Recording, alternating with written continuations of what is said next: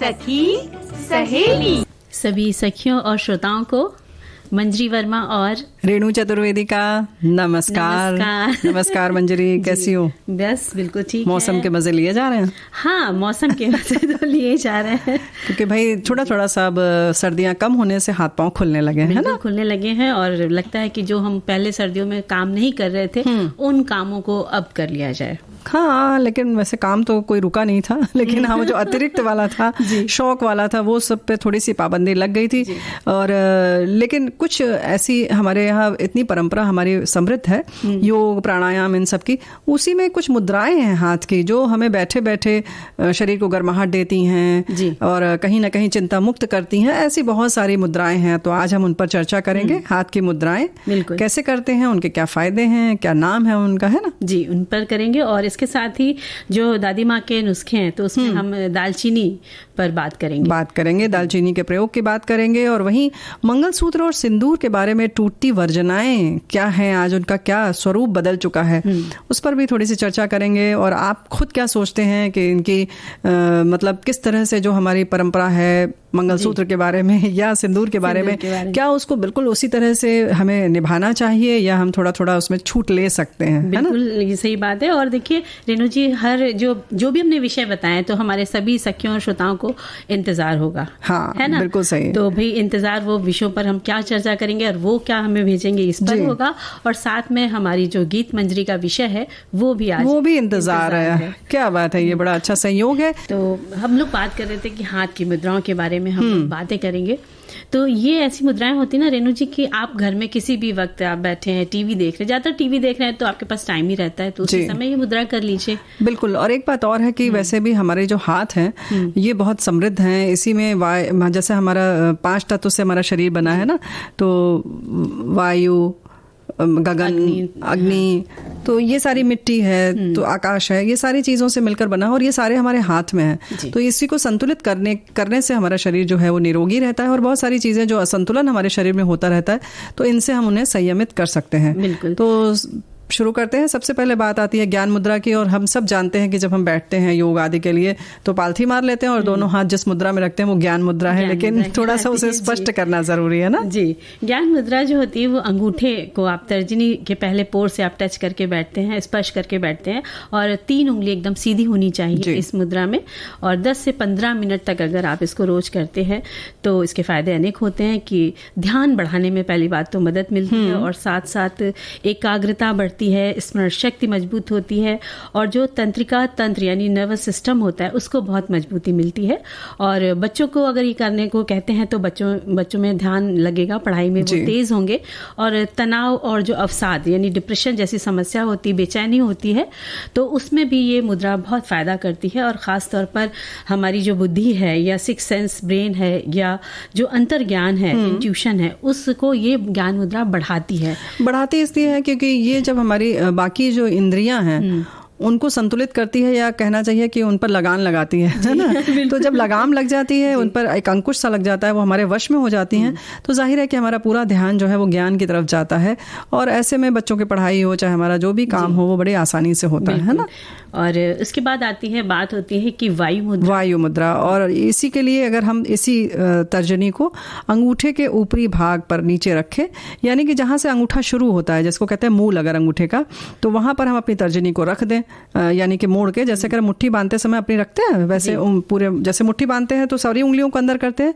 इसमें सिर्फ आपको अपनी जो इंडेक्स फिंगर कहते हैं या तर्जनी कहते हैं या जो सबसे पहले अंगूठे के बाद होती है उसको वहां पर रख ले, यानी कि अंगूठे के मूल पर, और फिर उसके बाद अंगूठे को से उस उंगली को दबाएं। जी हाँ, और फिर अंगूठे से उस पर दबाव बनाएं तो वायु मुद्रा बन जाएगी। इससे वायु से जुड़े हुए जो भी दिक्कत हैं आपके शरीर में वो दूर हो जाएंगी, यानी कि वायु तत्व है संतुलित रहेगा। पेट में जैसे गैस बनना, वात रोग से की वजह से जैसे दर्द होता है, वैसे सच बात तो यह है कि वात जब हमारा संतुलन बिगड़ता है तो इसी से चक्कर आना, उल्टी होना, ये सब कुछ होता है। केवल जोड़ों का दर्द नहीं, बाकी जो भी समस्या होती है इन्हीं की हलचल से होती है। तो इस तरह से पिंडलियों में दर्द और ये सब जो है जो खाना भोजन का न पचना, ये सारी चीज़ें जो है हमारे वात के बिगड़ने से होता है।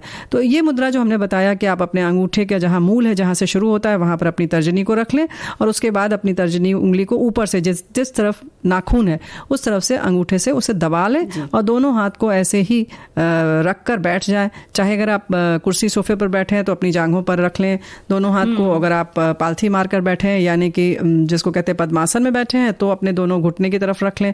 वो मुद्राएं आपने बहुत सारी जगह देखी भी होंगी। तो ऐसे कम से कम 10 से 15 मिनट तक बैठेंगे तो आपको लाभ अवश्य मिलेगा। बिल्कुल। और रेणु जी, ये मुद्राएं जो है ना, वो जैसे आप लेटे लेटे आप प्रोग्राम सुना, जैसे अभी हमारा प्रोग्राम सुना, उस समय भी ये मुद्रा आप कर सकते हैं। हाँ, लेकिन इस समय बैठ के सुनिए प्रोग्राम, क्योंकि चाय वाय पी रहे होंगे आप, नहीं तो आपने खाना खाया होगा, तो खाना खाने के भी कम से कम 1 घंटे तक तो बैठे ही रहना चाहिए जी। अब इसके बाद आती है शून्य मुद्रा या आकाश मुद्रा। तो ये जो है वो आकाश तत्व को संतुलित करती है और साथ ही साथ आंख, नाक, कान, जिह्वा, गले, आंखों की रोशनी अगर कम होती तो ये मुद्रा बनाए तो आपको फायदा होगा।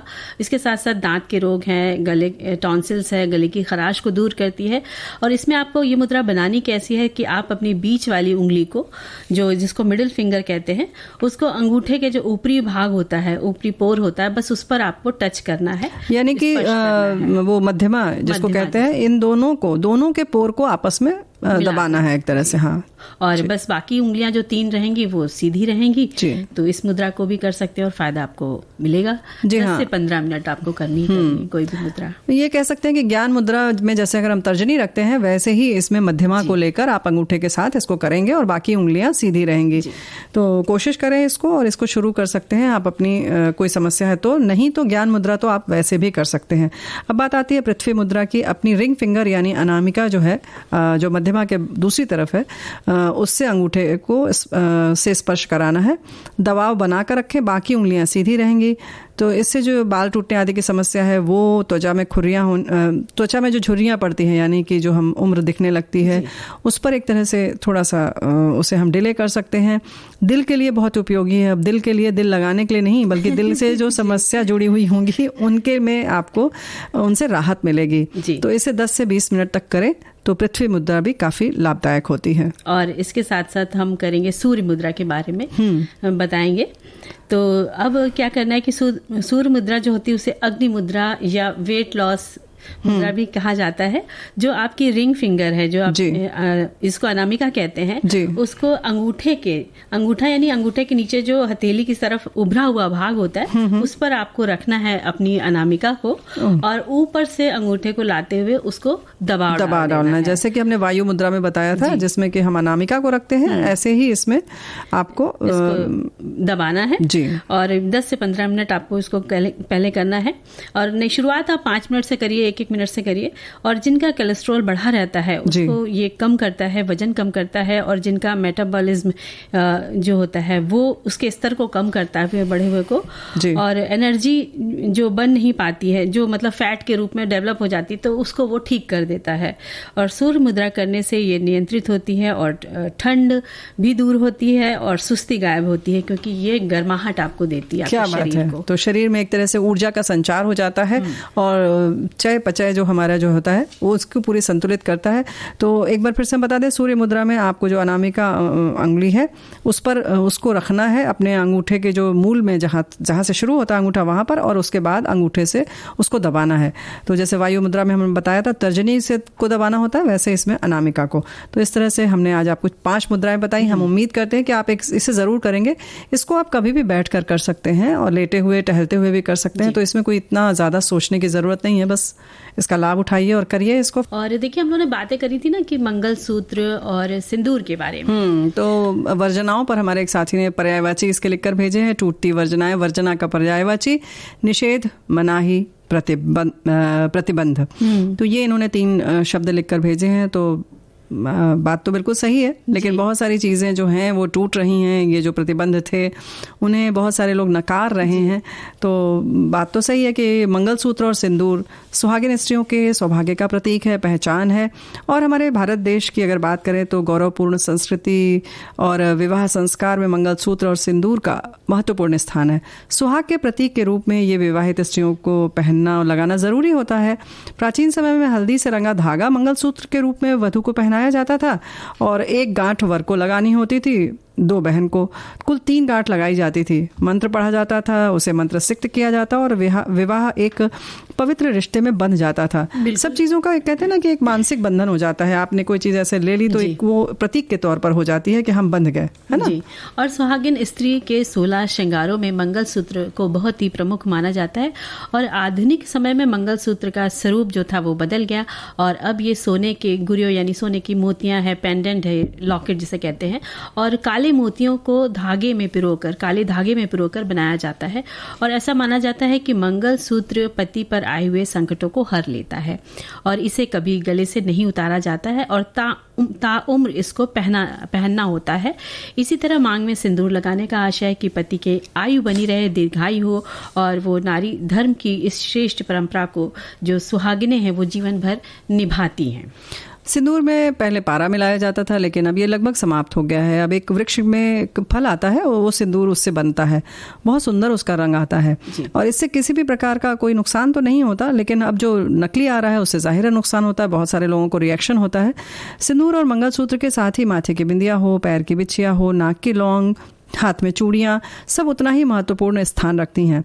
इनको तो पहनना ही है, लेकिन समय के परिवर्तन के साथ ही इसके बारे में लोगों के विचार भी बदलने ही लगे हैं। बिल्कुल। और जो आज जो सिंदूर की जगह वो लिक्विड सिंदूर और लिपस्टिक लगाने का चलन हो गया है और कारण यही कि महिलाओं को काम के सिलसिले में बाहर निकलना होता है और कभी कभी ऐसा होता है कि गर्मी और पसीने से सिंदूर बहने लगता है तो मेकअप खराब हो जाता है। तो इस तरह और फैशन और वेस्टर्न ड्रेसेस के कारण भी जीन्स पहननी है, गाउन पहनना है, तो उसमें भी लगता है कि इस हिसाब से नहीं पहने तो उस हिसाब से वो लोग बदल लेते हैं कि नहीं। लेकिन फिर भी क्या होता है कि पूजा में पीला सिंदूर सुहाग के तौर पर गौरा जी को चढ़ा कर लिया जाता है और अपनी मांग में लगाया जाता है। ऐसा जब ओकेजन होता है, उत्सव होता है तो वो सब करते हैं और विशेष पूजाओं में तो भाई सिंदूर का बहुत महत्व होता है। हाँ, ये बात तो है। हमारे साथी ने लिखकर भेजा है, मांग में सिंदूर, गले में मंगलसूत्र, हाथों में लाल हरी चूड़ियाँ, यही विवाहिता की पहचान है। समय बदल गया, चूड़ियाँ तो गायब ही हो गए, सिंदूर भी गायब ही हो गए। कभी मन न किया तो एक मंगलसूत्र डाल लिया और इन तीनों को तीज त्योहार में पहन लिया। मैं भी मानती हूँ कामकाजी हो या घरेलू जिंदगी तुम्हारी है, जैसे रहना है रहो, कोई जोर नहीं होना चाहिए। किसी भी महिला की सुंदरता में ये 4 चांद ही लगाते हैं, मर्जी तुम्हारी। कुछ इसी तरीके की बात और भी लोगों ने भावनाएं लिखी हैं, लेकिन ये बात बिल्कुल सही है कि कई बार हमारी जो बहनें हैं वो काम पर जाती हैं, ऑफिस है, ड्रेस कोड है, बहुत सारे ऐसे वस्त्र हैं जिनके साथ ये अच्छा नहीं लगता, बड़ा विरोधी सा लगता है। तो ये सब है कि उसको एक आभूषण पहनकर काम करना भी कभी कभी बहुत सारे ऐसे काम में दिक्कत होती है। अक्सर नकली सिंदूर के कारण, जैसे हमने पहले ही कहा, कि रिएक्शन करता है, खुजली होती है, बाल झड़ते हैं। तो इन सब समस्याओं के कारण भी ये जो परंपराएं हैं वो नहीं निभा सकते और हमें उन्हें छोड़ना पड़ता है। और देखिए, हमारी एक सखी ने और लिखकर भेजा है कि मंगलसूत्र एक गहना है, खास शादी में इसे जोड़ना कोई जरूरी नहीं है, किसी खास समाज की ये रीत हो सकती है।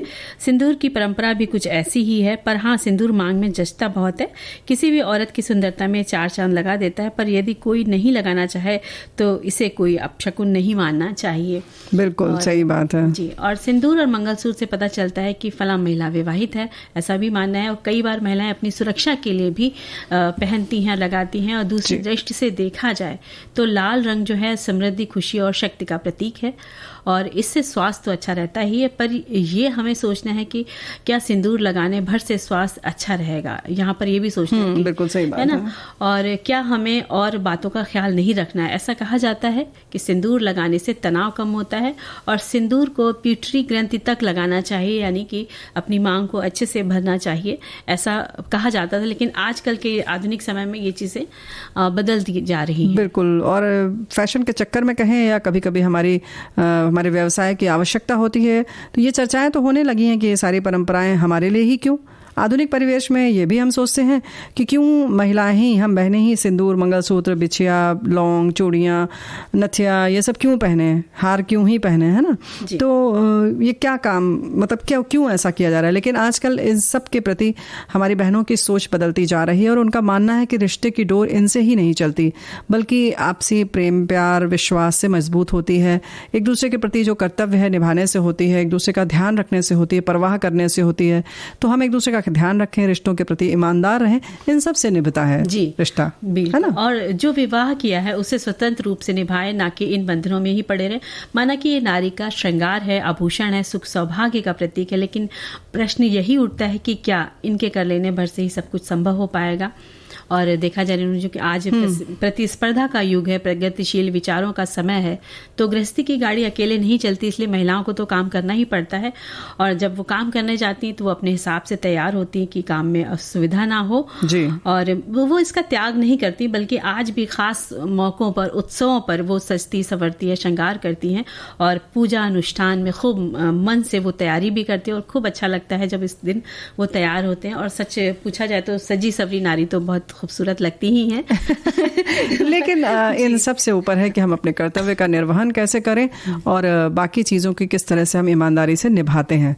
सदा सुहागन फिल्म का ये गीत हमने सुना, सदा सुहागन फिल्म का। और रेणु जी हमारी जो सखी हैं उन्होंने बहुत प्यारा सा कमेंट लिखकर भेजा है कि विषयों की प्रशंसा करते हुए इन्होंने लिखा है कि मंगलसूत्र और बिंदी पर बताना चाहूंगी कि हम लोग मराठी परिवार से हैं। हमारे यहाँ मंगलसूत्र बिंदी अत्यंत आवश्यक मानी जाती है, पर मुझे दुख इस बात का होता है कि पति के न रहने पर इसे पहनना उचित नहीं समझा जाता। बस बहुत बुरा लगता है। सबसे ज्यादा इस बात का दुख होता है कि सालों एक साथ गुजारने के बाद पति चला जाए तब भी यही रस्म। मैं एक बात बताना चाहती हूँ कि मेरी एक आंटी है, वो जो आज भी यही कहती है कि हमारे पति को ऐसे हमारा तैयार रहना पसंद था तो मैं ऐसे ही रहूंगी। हमें इससे किसी ने इसका विरोध ही नहीं किया, हम में से किसी ने। और नई पीढ़ी की बात यह है कि पत्नी नहीं है, ये बात तो पति को देखकर पता नहीं चलती, फिर ये पति के गुजर जाने के बाद ही क्यों। सबके अपने अपने विचार हैं और सबको जीने का हक है, सब अपने हिसाब से रहें, बस खुश रहें। बिल्कुल बात सही है। और ये इसीलिए बिल्कुल हम अगर जैसे परिवार में बहुत झगड़ा कर रहे हैं, बहुत ठीक से नहीं रह रहे हैं, आपस में संबंध हमारे मधुर नहीं है, लेकिन इन सारे जो हमारे सुहाग के प्रतीक हैं उन्हें हम पहन रहे हैं तो ये ठीक नहीं है। तो हम बात कर रहे थे कि किस तरह से ये जो प्रतीक हैं हमारे सुहाग के कह लें या हमारे जिंदगी के या एक सुमधुर संबंधों के प्रतीक होने चाहिए, ना कि सिर्फ सुहाग के प्रतीक होने चाहिए। कि हमारा कैसे हमारा रिश्ता कैसा है, आपसी रिश्ता वो ज्यादा महत्वपूर्ण है, उसमें कितनी ऊष्मा बनी है, बची हुई है, कितनी हमारे उन पर ध्यान देना बहुत आवश्यक है। और फिर उनके साथ जब ये आप सजते संवरते हैं तो अच्छा लगता है। जैसे इन्होंने बहुत अच्छा लिखा है कि अगर उनके पति को ये पसंद था तो उन्हें वैसा ही रहना चाहिए। अक्सर ऐसा होता है कि बच्चों को भी कुछ ऐसा ही लगता है कि नहीं हमारी माँ ऐसे रहें, पिता के न रहने पर भी, लेकिन समाज के भय से फिर उन्हें उस तरीके की चीज़ों को जब अपनाना पड़ता है तो वाकई बड़ा दुखद होता है। इसी तरह से ये जो प्रतीक चिन्ह जिनकी हमने बातें की आजकल, उनके संग संग और भी बहुत सारे रीति रिवाज हैं जिन्हें हम समाज की वजह से कभी कभी बहुत जल्दी में कर देते हैं और कभी कभी बहुत विस्तार से करना पड़ता है। तो कुछ ऐसी चीज़ें हैं कि जितनी आपकी ज़रूरत है, जो आपके परिवार की आवश्यकता है और परिवार के लोग जिसमें खुश रहें, वो काम करना ज़्यादा महत्वपूर्ण है ना। और क्योंकि सच बात है कि अब बहुत सबकी भूमिकाएं बदल चुकी हैं समाज में, परिवार में, हर तरह से, तो उसी हिसाब से चलना होगा। और फिलहाल सभी इंतजार करते हैं कि खुशियां नसीब हों, लेकिन फिलहाल हमें इंतजार है गीत मंजरी कार्यक्रम का और हमारे श्रोताओं को भी है जी बिल्कुल। और जैसा कि इंतजार एक ऐसा शब्द है रेणु जी कि जिसके अंदर एक नव अंकुर के फूटने का वो पल छुपा होता है जिससे नव रचना का विकास होता है। सारी सृष्टि ही किसी न किसी का इंतजार अपने अनुसार करती है, एक बदलाव, एक परिवर्तन का रस लेकर आनंदित होती है। प्रतीक्षा, इंतजार, आशा, आस जिंदगी में हर किसी को होती है। किसी ने किसी का इंतजार ना किया हो ऐसा हो ही नहीं सकता।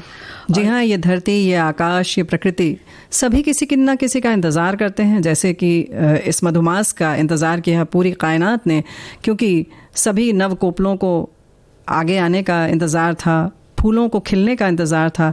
और इसी तरह से धरती को भी जब इंतज़ार होता है कि आकाश से मेघ की वर्षा हो, कब धरा के अंदर से प्रस्फुटित होंगे असंख्य मिट्टी में दबे बीज, अंकुर फूटेगा, तरुवर बनेगा, कब नन्हा सा पौधा अपनी नन्ही पलकों को खोलेगा, अंगड़ाई लेकर उस नील गगन को निहारेगा, चारों ओर फैली धरती को और आसपास के अन्य पौधों को अपने संग संग बढ़ता देखेगा।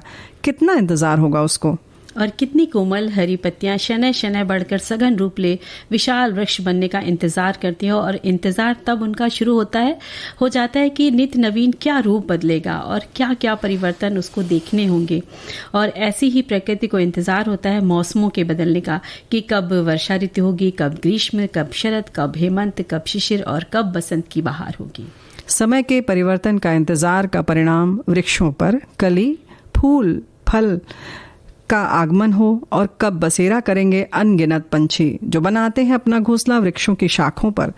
फिर एक रोज उन पंछियों को भी इंतज़ार होता है कि कब उनके घोंसले में गूंजेगी नन्हे नन्हे बच्चों की किलकारी। इंतज़ार होता है उन काले मेघों को भी कि उनके द्वारा बरसाया जल कितनों को जीवन देगा।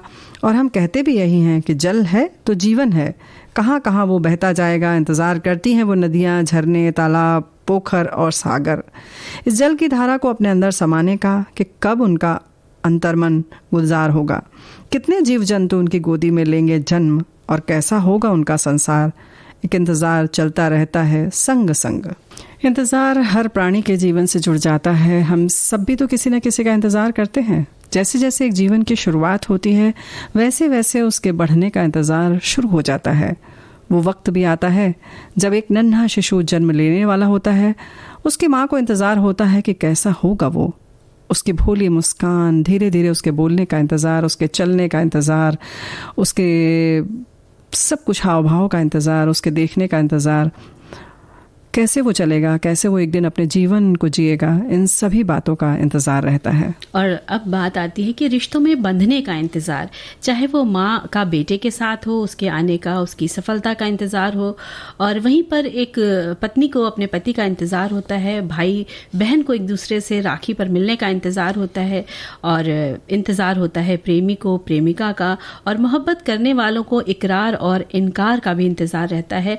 वैसे ही मुसाफिर को अपने गंतव्य तक पहुंचने का इंतजार, और राह को राही का इंतजार, और पथिक को तरवर की शीतल छांव का इंतजार रहता है। दोस्त का इंतजार, इंतजार मात्र शब्द ही नहीं है, इसके अंदर समाहित है अनगिनत आशाएं, मंजिलें। अगर हम बहुत गंभीरता से सोचें तो पाएंगे कि हमारे मस्तिष्क को किस चीज़ का इंतजार रहता है। वे अच्छे विचार हो सकते हैं, उत्कृष्ट आविष्कार हो सकते हैं, कुछ कल्पना हो सकती है। जब हम लिख रहे हैं तो हम खुद इंतज़ार करते हैं कब विचारों की अविरल धारा हमारे अंदर प्रवाहित हो, जो कहीं भी किसी से मिलेगी नहीं, वो हमारी अपनी होगी, खुद की होगी। ये इंतज़ार ही है। और वैसे ही यदि कोई कवि, गीतकार, शायर या संगीतकार है, उन्हें भी तो अच्छी रचना का, अच्छे बोलों का और मधुर लय के बनने का इंतज़ार होता है, और फिर यहीं से जन्म होता है अपने आप को प्रस्तुत करने का इंतज़ार, ख्याति प्रसिद्धि पाने का इंतज़ार, कैसे उसकी पहचान बने और कैसे वो कुछ अनोखे अद्भुत कार्य कर सके। नौकरी पाने से लेकर प्रमोशन, सैलरी, सबका ही तो हम सब इंतज़ार करते हैं। किसी के आने की आहट पर कान लगे रहते हैं और हर पल हर घड़ी आंखें लगी रहती हैं। होता है उसका इंतज़ार, और दिल भी किसी न किसी का इंतज़ार बेचैन होकर करने लग जाता है। जी हाँ, इंतज़ार का दौर सारी ज़िंदगी चलता रहता है। इंतज़ार की घड़ियाँ जितनी लंबी होती हैं उतनी ही खुशी भी हासिल होती है। जब इंतज़ार की घड़ियाँ ख़त्म हो जाती हैं और इंतज़ार करने में कभी कभी वो खुशी हासिल हो जाती है, उसकी बात ही कुछ और होती है। काश तुम आते, बेजान शाखों पर अनगिनत पुष्प खिल जाते, न रहती फिर कोई शाख अधूरी, न होता अधूरेपन का एहसास, उन दरख्तों पर भी गूंज उठता कोई गीत, हो जाता फिर चमन का गुलिस्ता गुलजार, चली आती बागों में भी लहराती बहार। थम जाता क्या वो इंतज़ार? शायद हाँ भी और नहीं भी, क्योंकि एक के बाद दूसरी बातों का इंतज़ार तो होने ही लग जाता है। कभी कभी तो कई रातें इंतज़ार में गुजर जाती हैं। उस वीर सिपाही की जो सरहद पे बैठा घर वापस आने की बाट जोहता रहता है, और इंतज़ार में छुपा होता है त्याग, प्यार, समर्पण, उम्मीद, आशाएं, जो हर पल किसी न किसी रूप में पनपती रहती हैं। और इंतज़ार में सागर सी गहराई है, और जिसके अंदर अनगिनत छुपे होते हैं जीवन के सुख दुख के मोती। और इसी इंतज़ार पर लिखे गए हैं कितने शेर। जी हाँ, खुमार बाराबंकी ने लिखा है, उजाने वाले आ के तेरे इंतज़ार में रास्ते को घर बनाएं, ज़माने गुज़र गए। तो कुछ इस तरह से अनगिनत हैं, और हमारे बहुत सारे साथियों को भी याद आ रहे होंगे। फ़िलहाल जो है इंतज़ार करते करते हम अब पहुंचने वाले हैं वैसे तो कार्यक्रम की समाप्ति की ओर, लेकिन फ़िलहाल दालचीनी के गुण कैसे हम भूल जाएं। ये तो बिल्कुल सही बात है कि दालचीनी के जो गुण हैं वो तो हमने बताना ही है, और बहुत सारी चीज़ें हैं। हमारे साथी ने लिखा है, वैसे जो हमने कहा कि परंपराओं की जो बात की उसमें उन्होंने कहा कि विचार कर गलत परंपरा को हटाना अच्छी बात है। तो कुछ ऐसी बातें हमारे बहुत सारे साथियों ने अच्छी अच्छी बातें लिखकर भेजी हैं, और दालचीनी के बारे में भी बहुत सारे लोगों ने लिखा है। लेकिन फ़िलहाल जो ये मसाले होते हैं हमारे घर की शोभा होते हैं, और हमारे स्वास्थ्य के लिए भी बहुत लाभदायक होते हैं। वैसे भी आजकल बाहर है, मौसम ऐसा है कि जगह जगह फूल खिले हुए हैं, तो फूलों की बात तो होती रहेगी, लेकिन जो हम बात कर रहे थे कि जो मसाले होते हैं वो सिर्फ स्वाद नहीं बढ़ाते हैं बल्कि हमारे स्वास्थ्य भी बढ़ाते हैं और दुरुस्त रखते हैं ना। बिल्कुल। और गरम मसालों में दालचीनी के बारे में संस्कृत के प्राचीन ग्रंथों में, आयुर्वेदिक चिकित्सा में इसके उपयोग की बात होती है और भारतवर्ष में ही हजारों वर्षों से इसका गरम मसाले के तौर पर प्रयोग होता आ रहा है। और दालचीनी की छाल तेज पत्ते की वृक्ष की छाल की तरह से अधिक पतली और अधिक सुगंधित होती है और इसके फूल छोटे हरे या सफेद रंग के होते हैं और इसकी पत्ती भी सुगंध से भरी होती है। और हिंदी में इसे दालचीनी सब जानते ही हैं, ऐसे ही दालचीनी भी कहते हैं, दारचीनी कहते हैं, कुछ कुछ बदलते बदलते होता चला गया। वहीं अंग्रेजी में आप सब जानते हैं सिनेमन कहते हैं इसे।